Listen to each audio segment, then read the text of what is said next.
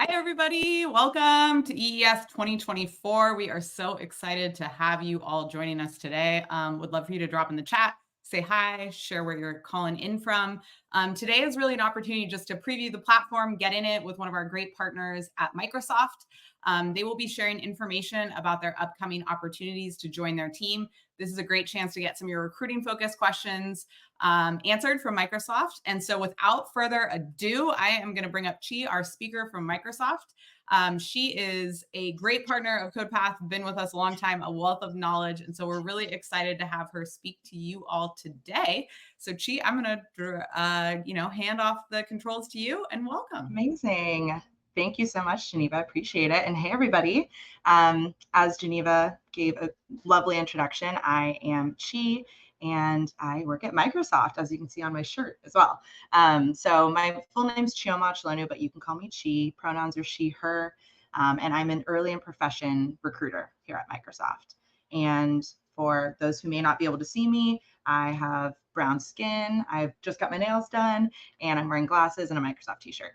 So I'm super excited to be here with you. A little bit about myself, because I'm going to be basically talking at you for the next little while. I want to make sure you know who you're hearing from. I graduated from the University of Washington. If there's any other fellow dogs, go dogs, back in 2018. So that was 6 years ago. And I've been in recruiting ever since. My personal mission is to make everyone's lives better with every interaction. So I'm hoping that I can do that for you all today. And outside of work, some fun things. You can find me at a bar or a restaurant. I live in New York, so love trying out new places, going to core power yoga classes, on a run. You can also find me a lot of the times on my couch with just TV or my Kindle or TikTok. I also love to travel, so you can always catch me on a flight as well. But yeah, that's a little bit about me. And I'm excited to share a little bit more about Microsoft. So today it's my pleasure to tell you all about what working at Microsoft is like. So Microsoft in 30 minutes, essentially you'll hear the why we exist, how we work, and what you can do here at Microsoft. But first, I did think it would be really fun if we could warm up with a little trivia quiz. So let's see how much you know about the world of Microsoft already. You very well might know some of these things, but some things also might be new to you. So I'm excited to see what you all know. And the way that we're going to do trivia today is we're just going to utilize the chat, which I see a lot of you are already doing. So whenever you have an answer to the trivia question that will be presented on screen and I'll read it out loud, you can just put your answer in the chat and we'll see what all of you know. So first question, Microsoft was founded in which city? Albuquerque, Seattle, San Francisco, or New York? I see a lot of Seattle in there. Yep, that's my hometown. We love it. Okay, you all might be kind of surprised by this answer. It was actually A, Albuquerque. So yeah, in New Mexico, Microsoft was founded in 1975. So we will be celebrating our 50-year anniversary next year. But you all are correct. Our headquarters is in Seattle, or just east of Seattle, in Redmond, Washington. So it's a trick question. Next question, what is the world's top selling video game? Is it A, Grand Theft Auto 5, B, Minecraft, C, Tetris, or D, Halo 5 Guardians? Minecraft, GTA 5, lots of Minecraft. I wonder if anyone here plays Minecraft. I don't play any of these games, but I'm sure some of you do. And a lot of you are correct. It is B, Minecraft. It's sold an astonishing 300 million units since it was launched in 2011.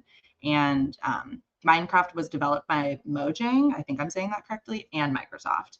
And aside from being a really fun game, from what I've heard, one of the special things about it is that it can help introduce people to coding fundamentals in a very simple and accessible way. So Minecraft Hour of Code is one way that we're teaching 21st century skills, and learners have participated in over 96 million hour of code sessions since 2015. So I think that's really cool. Next question. In 2023, so last year, How many authentication attacks were blocked by Microsoft? Is it A, 230 million, B, 730 million, C, 23 billion, or D, 230 billion? I'm seeing some 23 billion. That seems to be the consensus, maybe 230 billion. We're all over the board here now. I love it. Great guesses. The answer is incredibly D. 230 billion authentication attacks were blocked by Microsoft last year. So cybersecurity, as I'm sure all know, is a real and growing threat. And we estimate that actually about 25% of all cybersecurity jobs are going to be unfilled by 2025. Fun fact. All right. Next question. What was the first Microsoft application? Was it Excel, PowerPoint, Word, or Outlook? Word, Excel. Lots of Word in here. We have Outlook. Awesome. A lot of you got that right. It is Excel. Another fun fact, Excel actually first launched not on the PC, but on Mac in 1985. And then it came to PC in 1987. And it was originally called Multiplan, which I didn't even know that. But today, Microsoft Office has about 50% of the Office productivity software market share, more than 1.2 billion people worldwide. And if you weren't aware, we are using PowerPoint right now. Okay, this one's a fun question about the big trend of the moment, which is AI. When was the term artificial intelligence first used? A, 1978, B, 1955, C, 2002, or D, 2022? 1955, 1978. We've got some 1955s in there. Nice. The answer is 1955. The same year that Bill Gates was actually born, fun fact. And it first appeared in a proposal for its study by academics at Dartmouth, Harvard, IBM, and Bell Telephone Labs. Related to the last question, what is the projected annual growth rate of AI adoption? A, 22%, B, 27%, C, 37%, or D, 77%?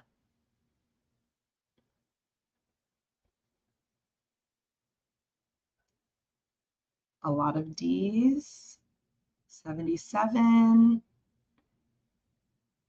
The answer is actually C, 37%. Nice. So to put that into context, from 2013 to 2022, Facebook had an annual growth rate of 10.9%, which is still incredible, but 37% compared to that is amazing. All right, this one might be fun for anyone who's interested in sustainability. How much more energy efficient can a data center be versus a traditional on-site service? So 20%, 40%, 60%, or 80%?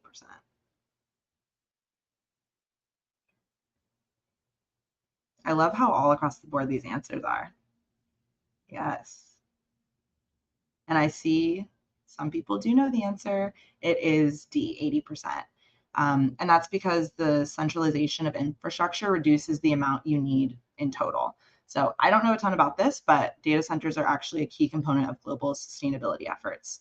And the efficiency could be higher, which we all recognize. And in one study by an independent sustainability consultant, Microsoft Cloud data centers were found to be 22% and 93% more energy efficient than traditional enterprise data centers, which were between 72 and 98% more carbon efficient. All right, I think this is our last question. Including Satya Nadella, how many people have served as CEO of Microsoft? Is it 2, 3, 4, or 6? Lots of 3s. Some 2s in there. And I see some people are even guessing who the CEOs were. Amazing. You're all right. It is B, which is 3. So including Satya, Bill Gates was first. And then in 2000, Steve Ballmer did take over. So I know someone put that in the chat. And Satya assumed the role in 2014, so 10 years ago. And yeah, it's very cool to see kind of how the trajectory has gone with all of our CEOs. And speaking of Bill Gates, can anyone name who these two gentlemen are? And if you can't see the photo, it is a black and white photo of two gentlemen sitting next to each other, smiling, surrounded by a whiteboard. And they both have glasses on. Bill Gates and Paul. Nice. Yes. So the gentleman on the left is Paul Allen, and on the right is Bill Gates. And back in 1975 in Albuquerque, New Mexico, they did team up, and they saw the PC revolution coming and had a really crazy idea, which was to put a PC on every desk and in every home. And that idea turned into the company Microsoft that I'm so proud to be employed by. And you know, what fueled the company back then is the same as it is today, which is a passion for learning and a passion for innovating. And, you know, I wouldn't be here with you all today if it weren't for these two folks. And like I said, we will be celebrating our 50th anniversary next year. So it is pretty amazing to see all that's been accomplished in those 49, almost 50 years. And a lot of things have changed in the world since 1975, when I know many of us were not even born. But, you know, since Microsoft's basically startup days, a lot has happened. And, you know, Bill and Paul's goal to put a PC on every desk and in every home has largely been achieved. Today, there's over 1 billion PCs that are now being used in homes and businesses worldwide. And that Albuquerque startup is now one of the best known organizations in the world. And that mission to, you know, put a computer on every desk in every home, that mission itself has innovated over these years. And you might now start hearing a new mission of putting CodePilot in every pocket. But what fueled the company back then and that startup back then is the same. We've grown as a company and to continue to really create things that help people get things done. And you can see that growth here on the screen with some of these stats. You know, we're a company of over 221,000 people operating around the world in hundreds of countries. Over 1 billion people on the planet use our products, such as Windows, Xbox, Edge browser, which I'm currently using now. So yeah, Microsoft has come a long way. And I do have a fun video to show you, but it might be a little bit quiet. So I encourage you to turn your volume up just for the video, and I will do the same. So hopefully it's loud enough.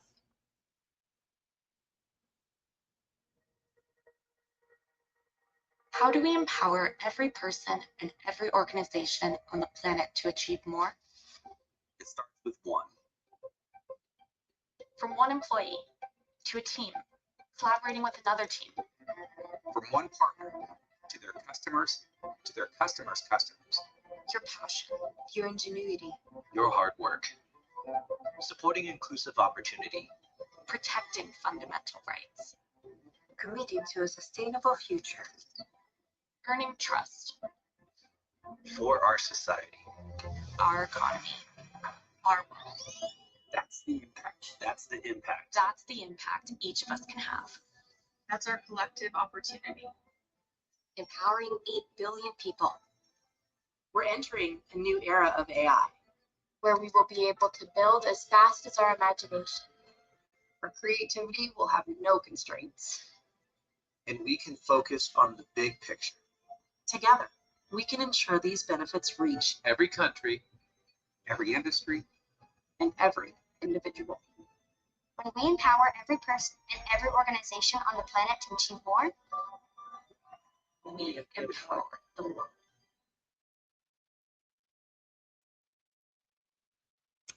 So hopefully you were able to hear that.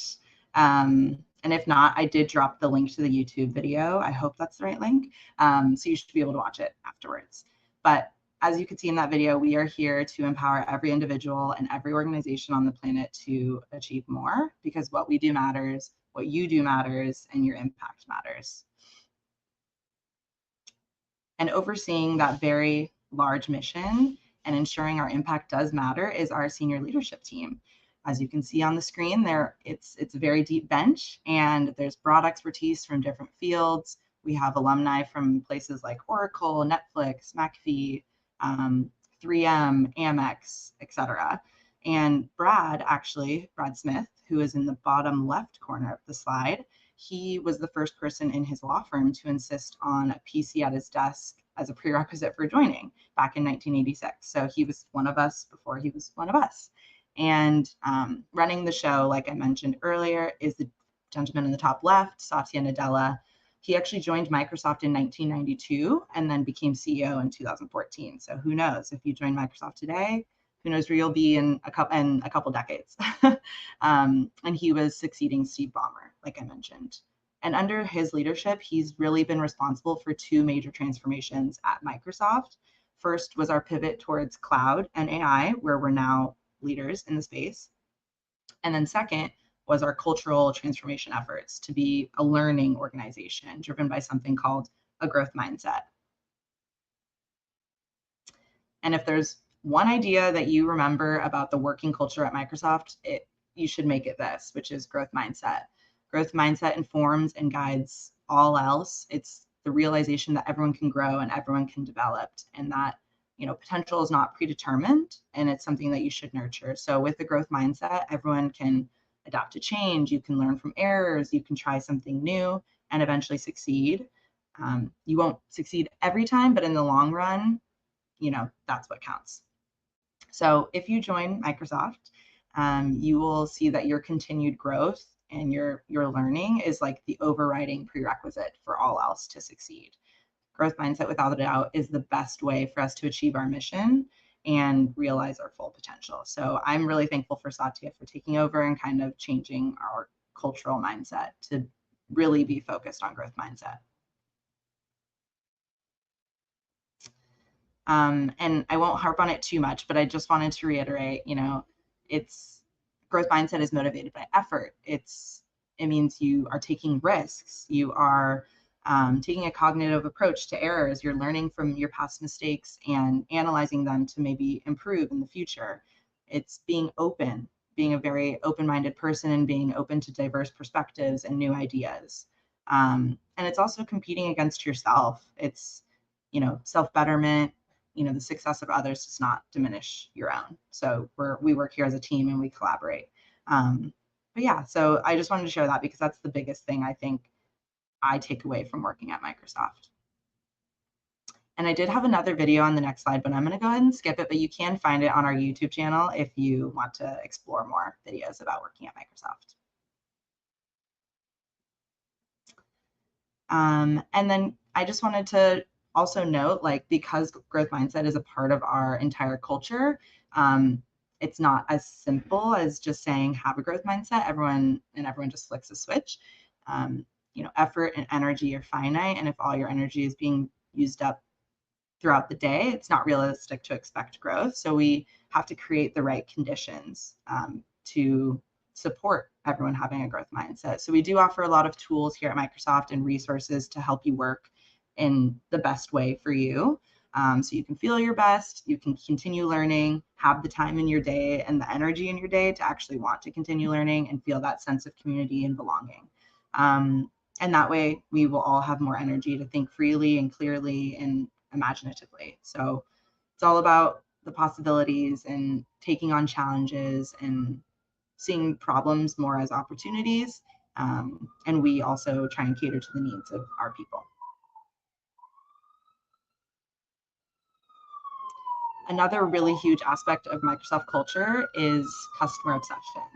So from a growth mindset to bringing that approach to the needs of our customers, one customer at a time.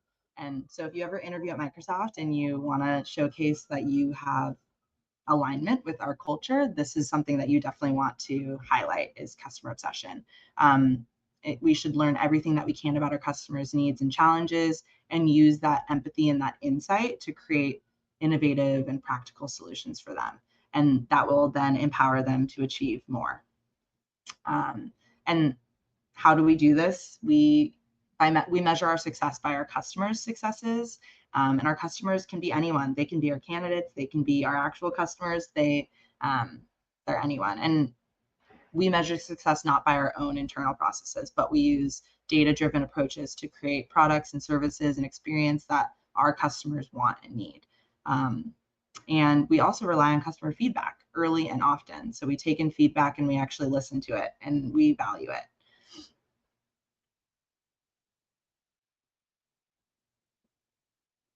So a few examples of us being customer obsessed. Who likes to use the blurred background feature on video calls? I don't know if anyone uses those regularly. I'm not using one right now, but I sometimes do on my Teams meetings. And so that feature was actually developed by one of our software engineers who has been deaf since birth, and she was struggling to lip read, and the backgrounds were often distracting. So she did something about it, and our unique perspective becomes something that the world now loves for the additional privacy that it offers. Another example, which is AI, super exciting. The Microsoft Quantum team has literally decimated research times. In one example, they were able to identify 500,000 possible materials for battery development research, which is something that would have taken years now, which was done in weeks. Another example is Project Silica. This was replacing legacy tape storage for cloud infrastructure with quartz glass. And a proof of concept that they successfully stored of the 1979 Richard Donner Superman movie in a piece of glass, which was the size of a drink coaster. And lastly, the adaptive Xbox controller, which is probably one of our well-known examples. This is a fully customizable Xbox controller that enables people with specific mobility needs, cerebral palsy, for example, to play games again. And this product, which is available to buy now if you wanted to buy it, came directly from a hackathon in 2015. And it's a great example of how one person's inspiration led to a partnership, which then resulted in a collaboration that took a concept from an idea to a reality. And another thing that's huge about Microsoft culture is One Microsoft. So I know we're all our own individual selves and we're all encouraged to bring our authentic selves to work. But we pay close attention to the needs of the individual as a key to success, but we also enable that success to flourish. And that is teamwork and unity and a shared sense of purpose. And so we always try and harness all of our unique perspectives as individuals together. And that's kind of like a launch pad for our creativity. And that creativity leads to amazing new products, like I mentioned before. And that teamwork is also what scales individual effort and ambition into something that empowers the world. I personally think of myself who has always enjoyed individualized work, but I feel like now being at Microsoft, I've learned that if you want to go fast, you can go alone, but if you want to go far, you should go together.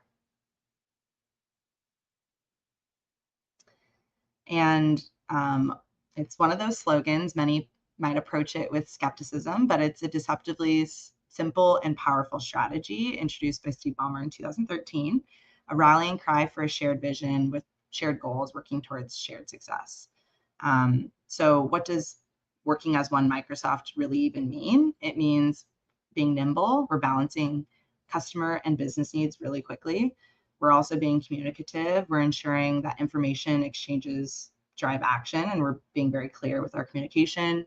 Being collaborative, effective coordination and expertise, and being really decisive. So being empowering everyone to make decisions quickly, and also being motivated. At Microsoft, you're really in the privileged position, I think, of being able to positively impact billions of people, and that should really inspire you, and that inspires me on the daily. Another really key aspect to our culture is diverse and inclusive. And when we say One Microsoft, it is one team, but it's a team that thrives, and it even depends on diversity, on being a place for everybody.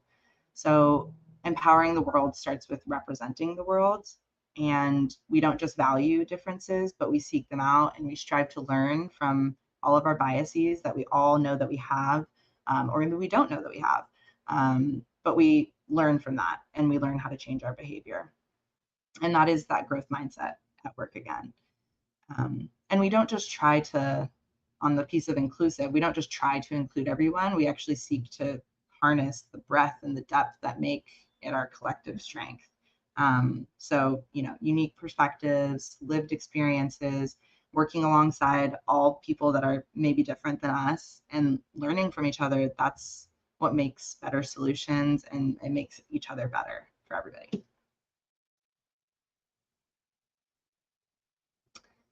And I know I mentioned sustainability, so I wanted to kind of touch on how Microsoft helps build a responsible future.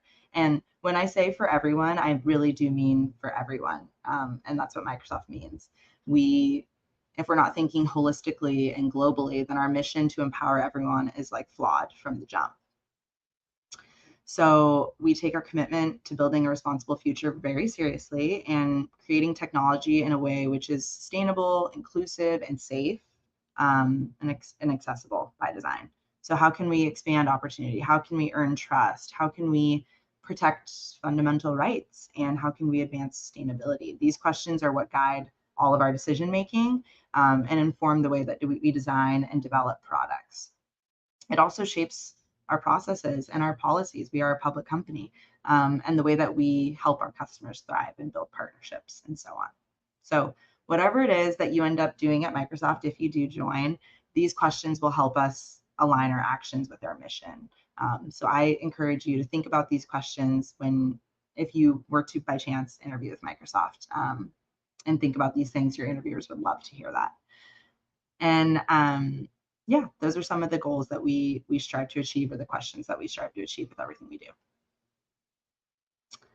So a couple of our goals specifically in those categories for number one, expanding opportunity, is equipping more people with in-demand skills. So we are trying to provide more tools and resources where they can make the most impact. We have trained 8.5 million people with in-demand skills and have spent $3.8 billion in discounted tech for nonprofits, and have made private data available to society. For earning trust, we also are working on developing technology responsibly and respecting privacy and advancing cybersecurity. Like I mentioned, that is a real threat to all. So we've, for example, participated in responsible AI practices, 3.2 million monthly active users of a privacy dashboard, and 230 billion attacks, like we mentioned in our trivia, have been blocked. And protecting fundamental rights, our goal is to really expand accessibility and connectivity and empower all communities all over the world, and ensure that business practices are responsible. And so, for example, we've provided high-speed internet for 63 million more people. An additional $500 million has been spent on Black and African American owned businesses, and we've protected journalism rights and content provenance technology. And lastly, advancing sustainability. It's really the defining issue of our generation, which is eliminating carbon and waste, and replenishing more water and preserving more land than what we use, and working with sourcing partners throughout the supply chain. All right, so I know I've talked at you about the why behind Microsoft and our whole history and why we exist, which is really to empower every individual and every organization on the planet to achieve more. And we've looked at how that culture and those commitments are really enablers of achieving that mission: growth mindset, customer obsession, one Microsoft, diverse and inclusive. We're committed to creating not just business value, but also social value and positive impact in the world. So the last thing I want to share with you, and which is probably most important to you, is what you can do with us at Microsoft and your possible roles and opportunities for joining. So you kind of have two broad choices. I mean, I know Microsoft is huge and there's many different things that you could do, but you can kind of think of it in two broad choices before you get into those specifics, which are based on basically two broad business areas into which we're organized. So you can work in engineering or business, essentially. And what path is right for you comes down to your skills, your background, your experience, your interests, and so on. And I know many of you are likely interested in our engineering roles. So these are just a few examples. As I mentioned, there's tons of roles here at Microsoft, and you can check out our career site for any of those. But some of our most popular engineering or technical roles are product manager, technical program manager, software engineer, hardware engineer, and customer-facing technologist. And this is kind of just another view of how some of our roles are broken out. So as you can see, there's many different places you could be. Majority of our hiring is software engineering, which is in that top category. But then we also hire for hardware engineering. So let's say you're an electrical engineer or computer engineering major. That might be something you're more interested in. We also have customer-facing technology and data science roles. And if you are interested in the business side of things, which is where I find myself in human resources, we also have some roles in marketing, in HR, like I mentioned, finance, business programs and operations, and MBA and technical sales roles.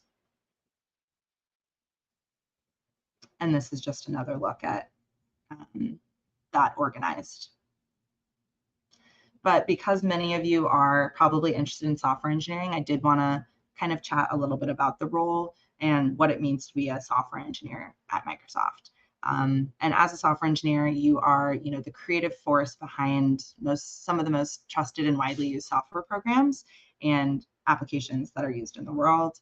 So depending on what team you're on, you could be working on Excel, which is the first application at Microsoft, or you could be working on Teams and be improving the blurred background feature. So there's many other things that you could, or products or services that you could work on at Microsoft as a software engineer. You could also be working on those products as a product manager or technical program manager too. But I think the biggest things for how to succeed in a SWE role would be collaboration, like I mentioned. We work as one Microsoft, so being very collaborative and knowing that if you go together, you can go far. Also knowing how to design and develop and test the next generation of technology solutions and create software that empowers millions. So you'll definitely be motivated in your role, knowing that your products and services are empowering millions. So it depends on what team you're on, but for the most part, as a software engineer, you'll contribute to design ideas. You will work with technical program managers and product managers for user needs and product requirements. You'll learn code base, you'll design, code, and test, and you'll communicate and fix and monitor issues as they come. So I think I've mentioned this before, but there's a couple of bullet points here on what it takes to be a good software engineer here. So deep knowledge of algorithms, data structures, system architecture, potentially if you are that advanced in your degree or your career, a strong customer focus, very results oriented and data driven, being a great collaborator and a team member, and being able to influence for impact. This basically means being able to influence people to listen to you and be able to influence the way that a project might go. And then business acumen as well, as you're working with a ton of different stakeholders, and there's a lot of considerations to take into account. And I'm sure some of you have heard of the Microsoft Aspire experience, but if you do join Microsoft straight out of school, you will be joining, or you'll have the opportunity. You don't have to, we won't force anything on you, but you have the opportunity to join the Microsoft Aspire experience, which is a program for all graduates that are joining us fresh out of university. So it'll help you not only navigate just that transition from school to corporate world, but it'll introduce you to life at Microsoft and introduce you to a ton of people that'll probably be your friends for life. And it'll help you chart a really good path for yourself. So it's much more than just an onboarding program. It's really there to inspire you, I think, to think about the bigger picture of where you want to go in your career and where you want to go in life and help you craft the best way to get there. So there's a very carefully considered set of immersive learning experiences, networking opportunities, and career development tools that will help you forge those connections, like I mentioned, with peers from all over the world. So people who are in the same situation as you, and then, It'll help you also build lifelong career skills you'll take outside of this Aspire experience into maybe another company if you join another company, or further down the line at Microsoft. And it'll also help you discover a world of growth and opportunity if you do want to explore other roles. So once you receive a full-time offer straight out of school, you'll automatically be enrolled if you'd like to join the Aspire experience. So I think it's a really great way to help everyone fresh out of school get acclimated. I wish I personally went through this when I graduated. All right, now down to my favorite part, the recruiting focus of this presentation, which is essentially how to apply to Microsoft and how to make your resume stand out. So first things first, in order to be considered for a role at Microsoft, you always have to apply online. It all starts with an application. And I do want to note, jobs are posted at different times throughout the year. So if you don't see a role right now, like if you went to go to the career site and you searched, I don't know, whatever job you're interested in, security engineer, and you didn't see that right now, it's possible that it would be posted later. So I encourage you to set up job alerts so you can get emailed as soon as a job is posted that matches the filters that you were looking for. And so if you are selected to interview, which you will get an email directly from someone on the recruiting team. And typically interviews, if you're interviewing for an intern position, you typically have 2 45-minute interviews. If you're interviewing for a full-time role, it's typically 3. And they're each 45 minutes, just one-on-one with Microsoft employees. So no panel style or anything too intimidating. And then after you interview, typically you'll hear back within a week or 2 at the most, and you'll receive your decision on whether you're receiving an offer. And your offer results, typically you'll have about a month to decide on if you would like to accept your offer here at Microsoft. But before you do apply, I know I missed the first step here, which was to prepare your resume and your LinkedIn. And that's because I wanted to share some tips on how to prepare your resume before you do apply to Microsoft. Or if you've already applied, you can always update your resume later. So I think these are really good building blocks to a resume. Of course, I'm sure all of you know a lot of this already, but I think it doesn't hurt to look back at your resume, refine it, and always keep it like a live document, update it. And so I think at the top, always having your contact info. I think it's a really good place below your contact info to have your school, especially if you're early in profession, you're still in school, or you just graduated, because that's kind of the most relevant right now to most recruiters. We want to see when your expected graduation month and year is, what your major is, what relevant courses you've taken, and all of that jazz. And then going into your experiences, anything counts as an experience, whatever you have experience with. If you don't have a previous internship, that's okay. If you have projects, if you have volunteer work, hackathons, if you've been a research assistant or a teaching assistant, any kind of experience that you've had either on campus or off campus, I think is fair game. Anything that you want your recruiters to see that you have skills in to do the job is very valid to put on your resume.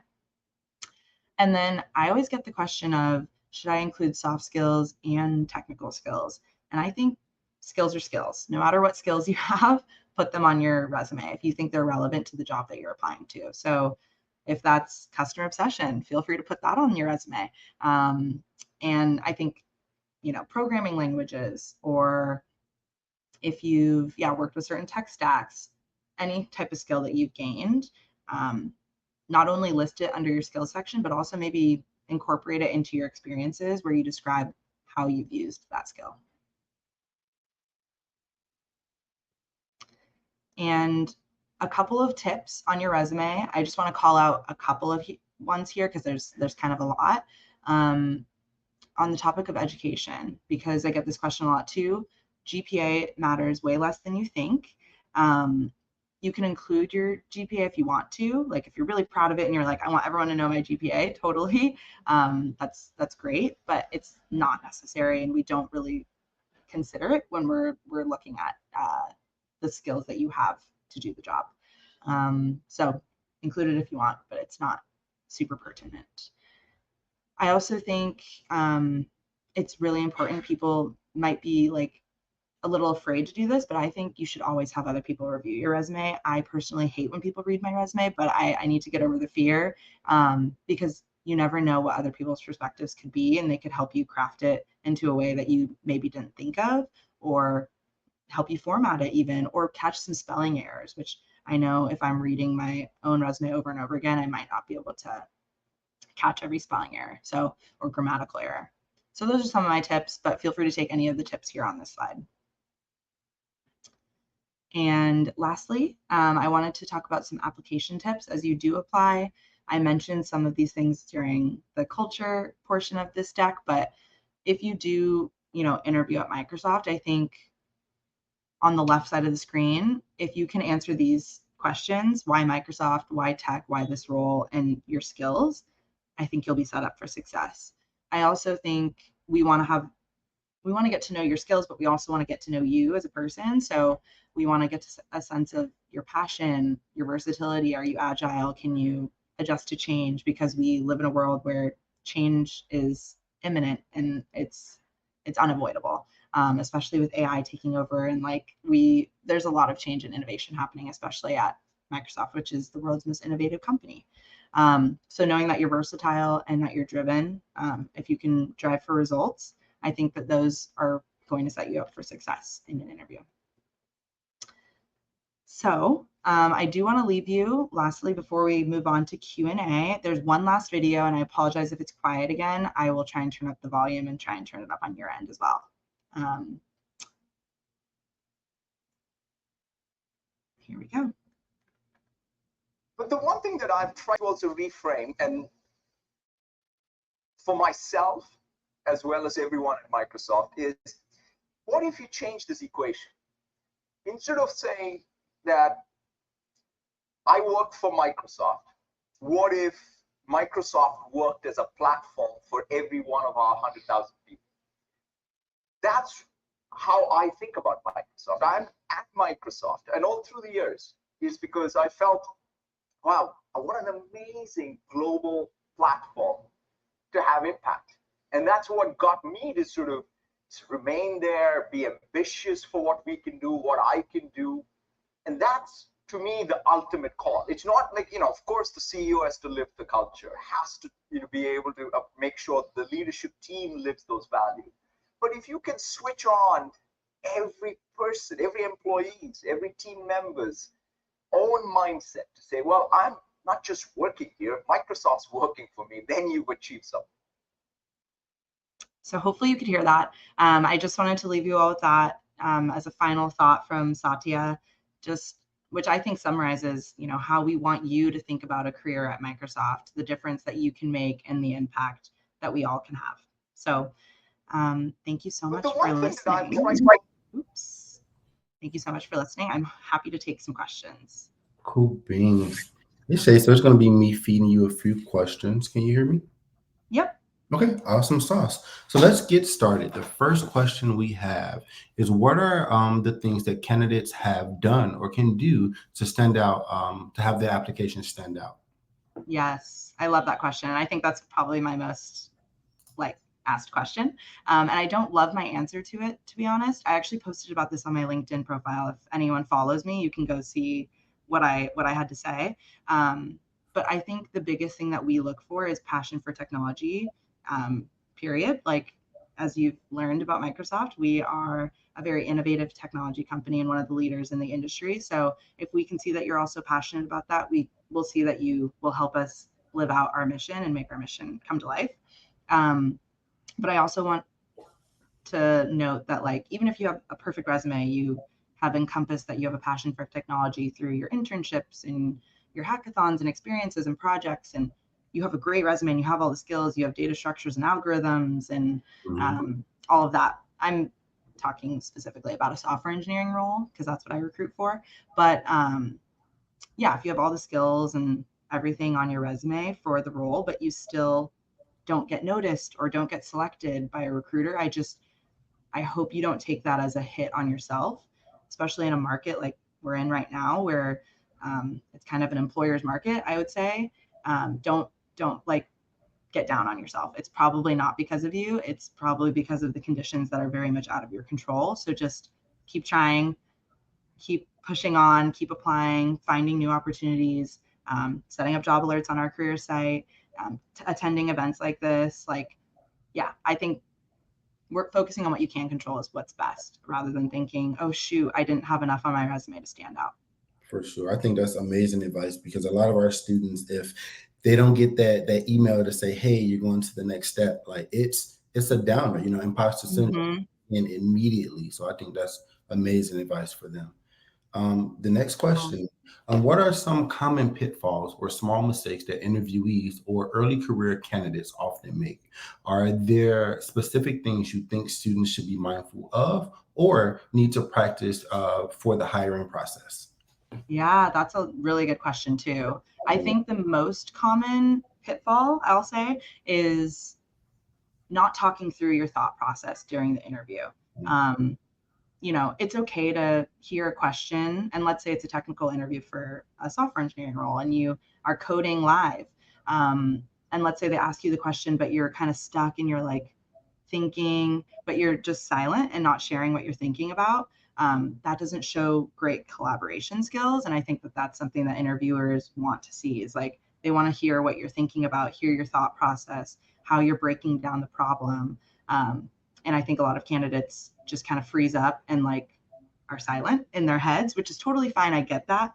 But if you even just share that, like, hey, I'm thinking about this. And then you're like, oh, can I ask some clarifying questions to make sure I understand the problem better? Or is it okay if I explain my answer like this? And they would love to kind of just hear your thought process. So I think talking things through is the biggest pitfall. For sure. Love that. Next question we have. You spoke to this a bit in the last answer. Do you have any other tips for doing well in Microsoft internship interviews? Yes, absolutely. I think my biggest tip is to come to the interview. Obviously, I know you'll all do your due diligence and come to interviews prepared, but I think the way that you prepare will help set you up for success. So my recommendation is always to come to an interview with examples written down, whether that's on your computer or literally on a piece of paper, that's okay. And I think you should go to the Microsoft career site. We have a page called Hiring Tips, and that's where we list all 6 of our core competencies, which all of our interviews are there to assess, which is those 6 core competencies. And I think if you read each competency and write some examples of what you've done to exemplify that, then you'll have an answer to every question. You won't be stumped. You can just look at your examples and have something prepared to say. And I think with those examples, when you're answering the questions, if you try and answer in a situation, task, action, result, or STAR method, that will set you up for success to not like ramble and make sure you don't miss anything. And also exemplify that you actually can exhibit that core competency. For sure. Not to put you on the spot, but can we just talk a little about the STAR method? Because some students know what it is, but they don't know how helpful it actually is when interviewing. Yes. So let's say the question was, tell me about a time that you had to work with someone who you disagreed with on a project. So you would answer this in the situation, task, action, result method. So you would say, oh, well, one time I was working on a project where I had to recruit at the CodePath conference, and my colleague disagreed with the way that we were doing things. I'm sorry, I don't have anything super specific to say, but that's the situation. And then you would go into the task, which is, but in order to ensure that we were successful with our recruitment at this conference, here's what I did, XYZ. And that's kind of your action. So you're explaining like what you did. Oh, I had a meeting with them and heard them out and heard out their perspectives. And then the results, which is the last, the R in STAR is, and then we were successfully able to come to a happy medium. And this is what happened. And then I think the last R, which would make it STARR, is reflection. Because Microsoft is all about growth mindset. We want to hear like, how did you reflect on situations and how can you use that knowledge to improve in the future? So I would say, and because of that, next time I recruit at a conference, I think I would do XYZ differently. Awesome. Thank you for that. We have a Awesome question. Let me scroll back up to it. So how helpful are referrals? Some companies they don't prioritize them. But some companies mention that they're very, very helpful. So when it comes to Microsoft, how Mhm. important how important are referrals for you all? Great question. I also love this one. Um, in Microsoft, we are very much committed to an equitable hiring process. And because of that, we don't prioritize referrals. So they aren't super helpful, in my personal opinion. I do think, if someone has worked with you at Microsoft and they can explain and vouch for your skills and say, like, oh, I went to school with them and they excelled in this class, or I was in an internship with them and they were amazing on this project, I definitely think that that will be taken into consideration. Absolutely. That's the whole reason we have the referral program, is to like be able to see if our Microsoft employees have valuable referrals. But I don't think it's not necessary, because it doesn't kind of advance you further or like guarantee you anything. Awesome. Love that. Love that. Next question. As you focus on hiring software engineer roles, what are you looking for when reviewing candidates' roles? Yeah, I would say the first thing that we're looking for is eligibility. I think that that's like number one, just to make sure you're even eligible for the role. So if it's an internship, do you have our required qualification for that is that you have at least one term of school after the summer internship. So that's another reason why you want to include your graduation month and year and your education in your education section on the resume. And then I think we're also looking for basic computer science skills. So have you taken data structures and algorithms? Do you have experience with object-oriented programming? Where have you used those skills? So if you have experience with Python, like if you list that, I want to be able to read, like, where did you use Python? Did you use that in a project? Did you use that in an internship? And I think that those are the main things that we're looking for, because we're hiring for early in career folks. We're not looking for anything too in depth. But I would say that, and then passion for technology. So is there something that makes you, and I know we talked about this, stand out? Like, did you work on a really cool project or have a really cool idea for a mobile app? And talk about that. Like, those are the things that we like to look for, both inside, outside the classroom, any way you can show that passion for technology. Gotcha. So it's a great idea to add their GitHubs to the actual resumes. Okay. Yeah. Awesome. Cool beans. Next question. Can you walk through what the hiring process looks like for new grad roles? For example, how long it takes to move from through the recruitment process? Yeah, great question.